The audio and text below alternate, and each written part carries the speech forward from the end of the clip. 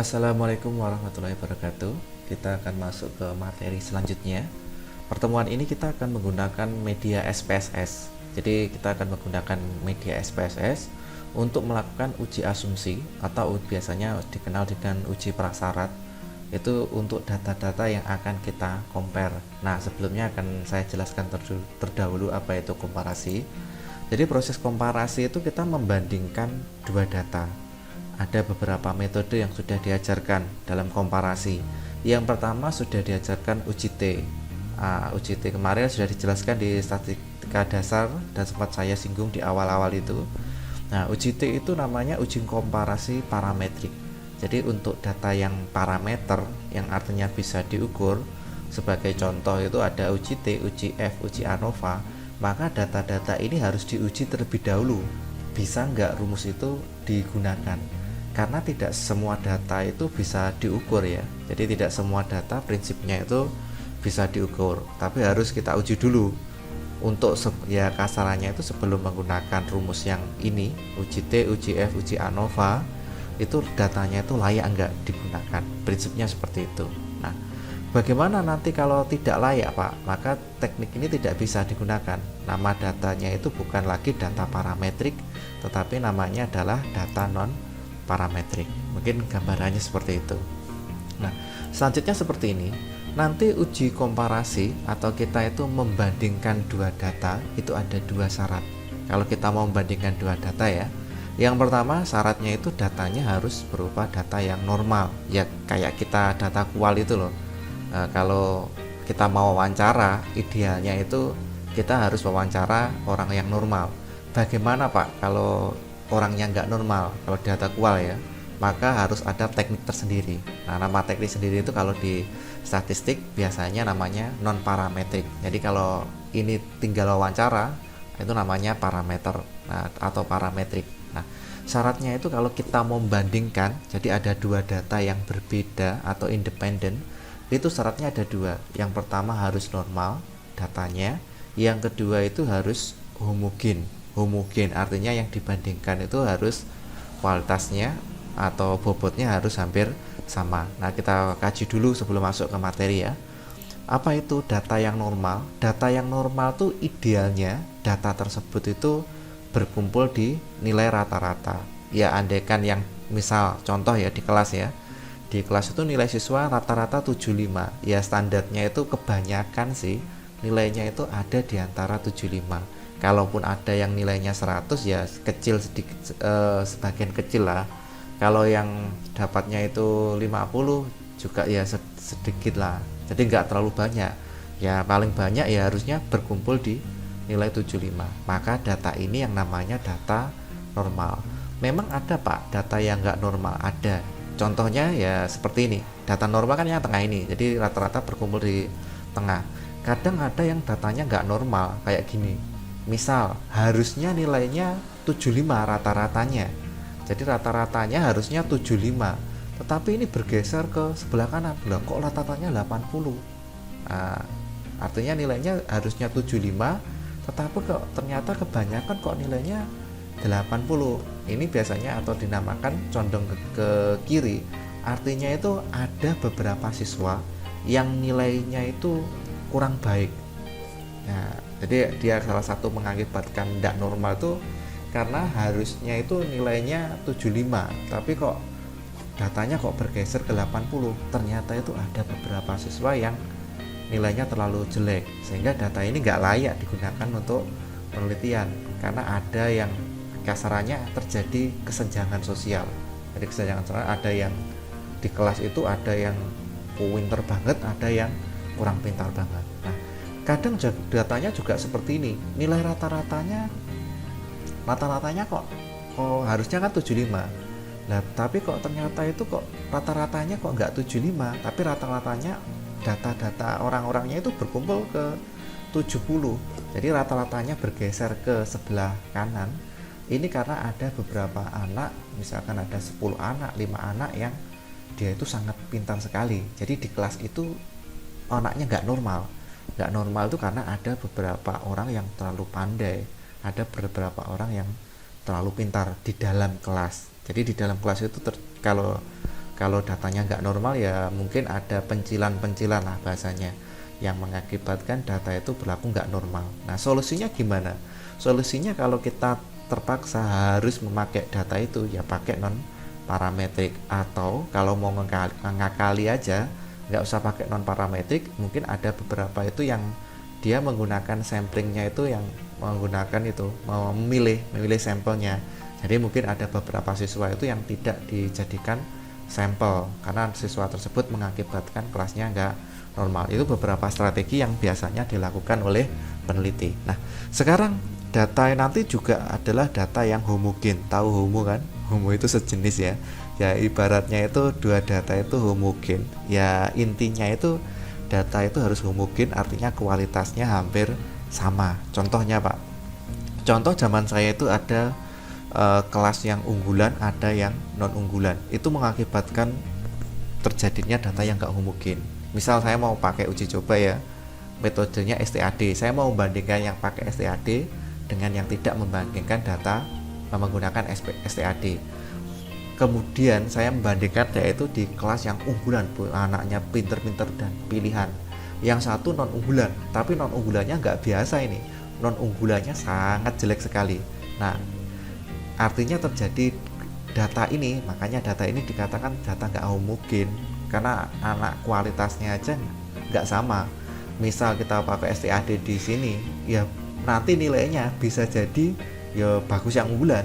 Andaikan STAD-nya dipakai non unggulan, bisa jadi datanya nanti yang bagus yang unggulan. Itu akibat apa? Akibat datanya tidak homogen. Oleh karena itu, data itu sebelum dibandingkan dicek. Ini secara kualitas, ini apakah datanya itu hampir sama atau memang berbeda terlalu jauh. Kalau berbedanya terlalu jauh, maka tidak bisa dihitung pakai uji T, uji F, uji ANOVA. Jadi harus pakai non parametrik, kurang lebih tepatnya seperti itu ya. Jadi intinya itu data itu ada normal, yaitu di dalam kelas itu tidak boleh ada perbedaan terlalu jauh.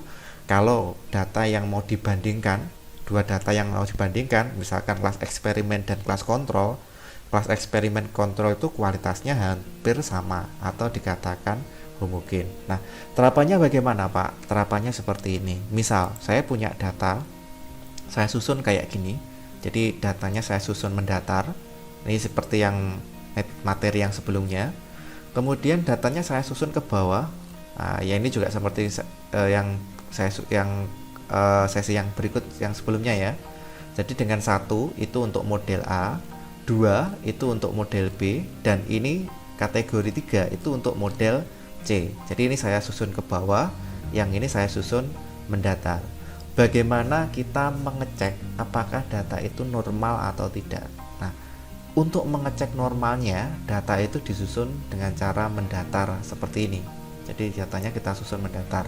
Langkah pertama, datanya kita copy. Nah, ini saya copy. Kita substitusikan ke SPSS.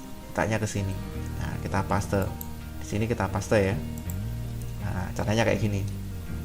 Kemudian setelah datanya kita paste dalam SPSS, kita tata variabel view-nya biar cantik lah. Nah, caranya natanya kayak gini.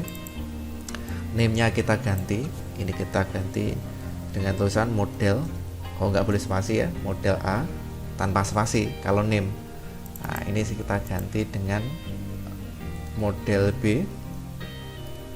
Kita ganti pakai model B, nggak usah spasi. Nah, ini kita ganti dengan model C.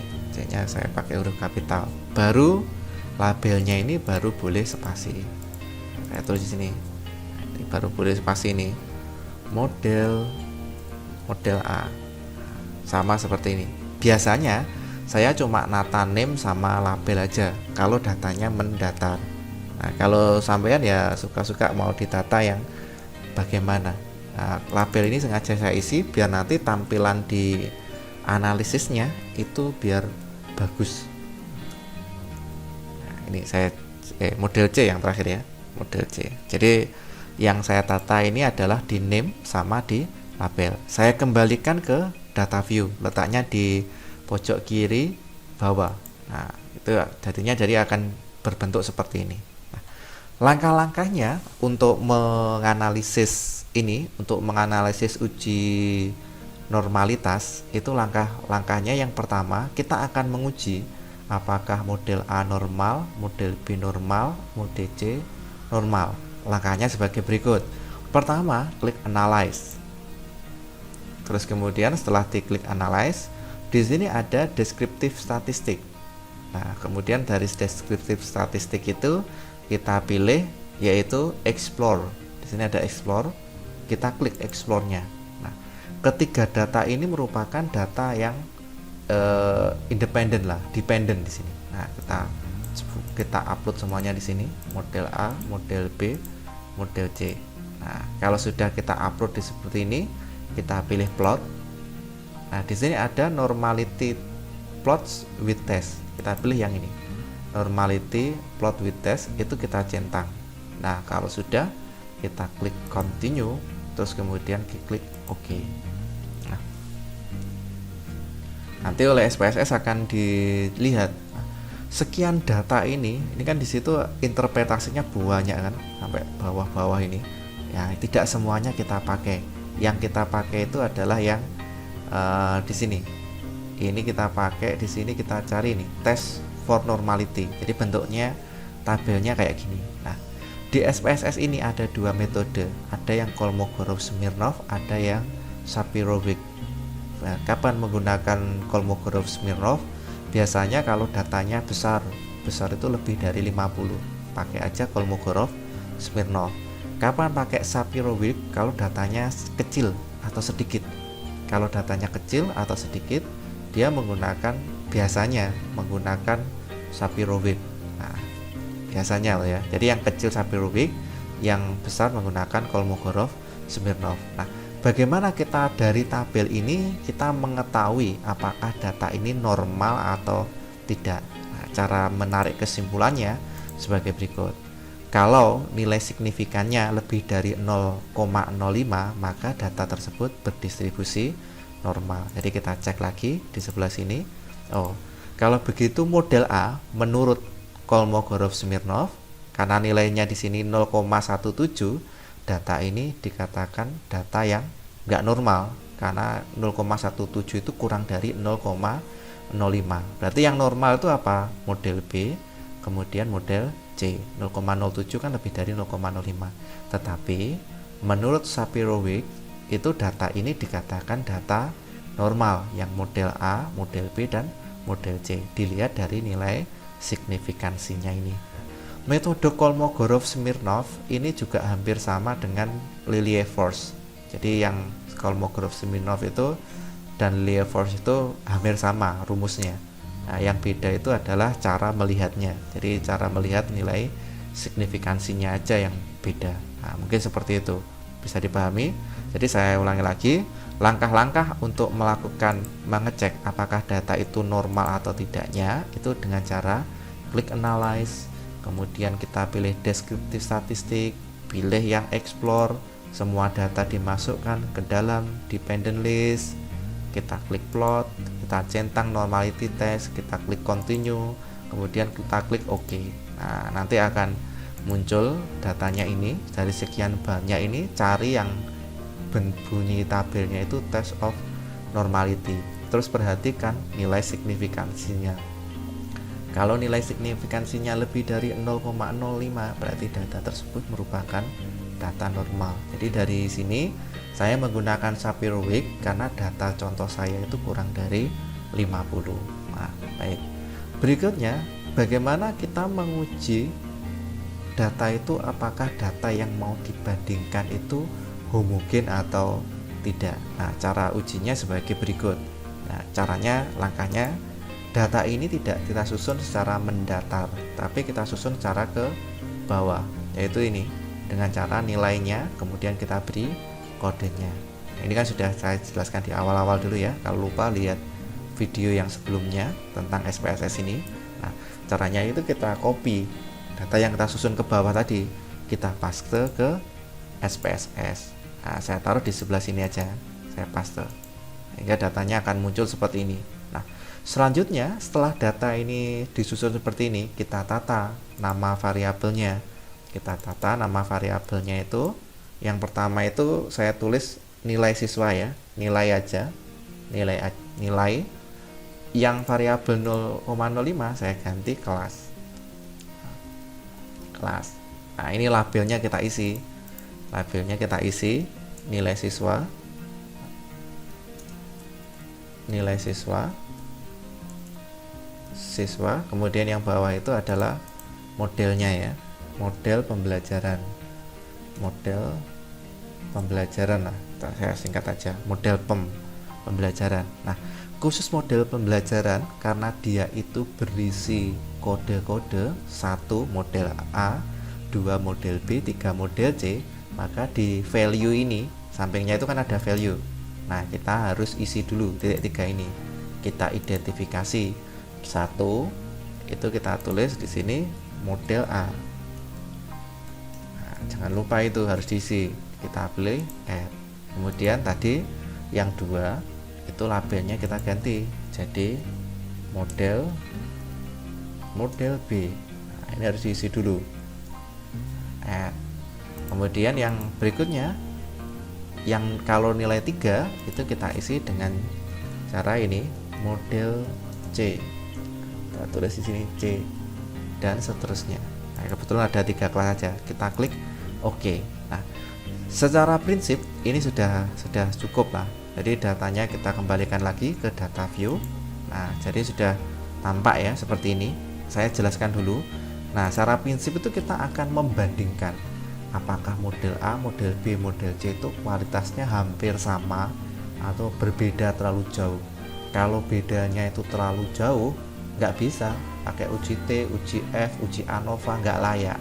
Berarti kita harus cari data yang layak karena bedanya terlalu jauh, kualitasnya hampir sama ya, kayak tadi loh, kelas unggulan sama non unggulan mau dipakai uji coba itu kemungkinan sing bocah pinter itu ya nilainya juga pasti pinter-pinter. Jadi itu bukan sesuatu yang dibandingkan. Kalau kita ya sekufu lah, kalau judo sekufu. Nah, maaf ya Blue. Nah, jadi seperti itu gambarannya. Nah, kita akan menguji bagaimana cara uji homogenitas. Apakah kualitas A, B, C itu hampir sama nilainya loh ya. Nilainya hampir sama. Langkahnya seperti ini. Pertama, dari tabel ini SPSS itu kita klik analyze. Kotaknya di atas ini. Nah, setelah klik analyze, pilih compare min. Ini. Nah, compare min kayak gini. Kemudian setelah compare min, pilih one way ANOVA yang bagian bawah ini. Klik. Nah, dependent listnya kita pilih nilai siswa. Nah, sudah ya. Dependent listnya nilai siswa, faktornya kita pilih yang tadi, yang kode kelas tadi, model pembelajaran, faktornya model pembelajaran ini. Kalau sudah, kita cek di post hoc. Ini ada post hoc. Oh bukan post hoc, maaf ya. Kita cek di ini option, kita klik option. Setelah klik option, kita centang ini homogeneity of variant test. Nah, kita cek homogenitasnya. Kalau sudah, kita klik continue. Kalau sudah, kita klik OK. Nah, kayak gini. Jadi kita tunggu ini. Nah, ini nanti akan muncul letaknya di sebelah sini. Test of homogeneity of variant. Tabelnya kayak gini. Cara ngeceknya, apakah ketiga model tersebut homogen Pak, dilihat di nilai signifikan. Di PowerPoint juga sudah saya sampaikan, kalau nilai signifikansinya lebih dari 0,05 maka data itu homogen. Jadi kalau dari sini kita bisa mengecek, dari SPSS ini kita ketahui kalau ternyata nilai signifikansinya 1,71 maka dia data ini adalah data yang homogen. Begitu caranya. Nah, bagaimana Pak kalau yang uji T Pak, itu yang dicek kan cuma kelas eksperimen dan kelas kontrol ya, misalkan kelas model A dan model B ini aja. Berarti yang kita copy hanya 1 dan 2 aja, yang 3 nggak usah. Nah, itu tetap kita beri kode. Prinsipnya ini kalau 4 Pak, ya 4 tinggal bawahnya itu tinggal digeser, kodenya kita taruh di bawahnya lagi. Nah, nilainya kita taruh. Intinya itu untuk homogenitas datanya itu disusun ke bawah. Kalau cuma 2 ya ini contoh ya, 1 2. Ini saya letakkan lagi, maaf. Saya letakkan lagi di data ini. Nah, saya taruh di sebelah sini ya, di paste. Nah, ini tetap kita cek ya. Variabelnya kita tata dulu. Nilai 2. Nilai 2. Jadi saya biasanya kalau saya cek itu nama sama label. Ini misalkan kelas 2, nggak boleh sama ya. Nah, kalau yang satu sudah nilai, kedua kelas ya kita harus membuat name-nya itu nggak boleh sama dengan atasnya. Baru ini kita tulis, kalau ini sama nggak apa-apa. Nilai siswa. Jadi kita mau cek apakah kelas A dan kelas B itu homogen, kualitasnya hampir sama. Nah, ini kita tulis ya, model PEM. Jangan lupa khusus yang tadi, yang value itu harus kita isi karena sudah kita beri kode ya. 1 itu kita beri kode untuk model A, kemudian add. Nah, di sini 2 kita beri label yaitu model B. Nah, model B. Nah, ini sudah kita add juga. Kalau sudah kita klik OK. Nah, langkahnya juga sama. Saya kembalikan ke data view lagi. Ya, tadi masih ingat toh? Analyze, compare min, one way ANOVA. Nah, ini kita hilangkan dulu. Nah, kita ganti dependent listnya nilai 2, faktornya kelas ini, kelas 2 ini. Nah, kalau sudah, jangan lupa option dicek. Oh, homogeneous sudah dicentang, continue, klik OK. Nah, nanti akan muncul ini 0,60. Berarti ternyata itu dari data analisis homogenitas model A dan model B kualitasnya juga sama. Bagaimana kalau model B dan model C? Lakukan dengan cara yang sama. Kalau ada model D Pak, ya intinya itu disusun ke bawah. Mungkin seperti itu gambarannya untuk uji normalitas dan uji homogenitas. Jadi saya tekankan uji homogenitas dan normalitas ini untuk uji prasyarat. Jadi kasarannya sebelum menggunakan rumus yang sudah diajarkan, datanya itu dicek dulu normal atau enggak. Kalau kita mau membandingkan dua data. Kalau untuk korelasi dan regresi minggu depannya. Oke. Baik, sekian dari saya untuk hari ini. Wassalamualaikum warahmatullahi wabarakatuh.